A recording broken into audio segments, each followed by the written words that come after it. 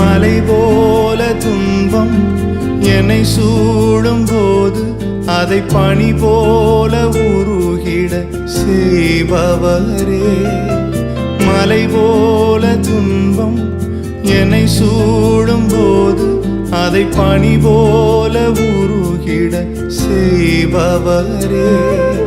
கண்மணி போல் என்னை காப்பவரே. உள்ளங்கையில் பொறிந்தென்னை நினைப்பவரே. கண்மணி போல் என்னை காப்பவரே.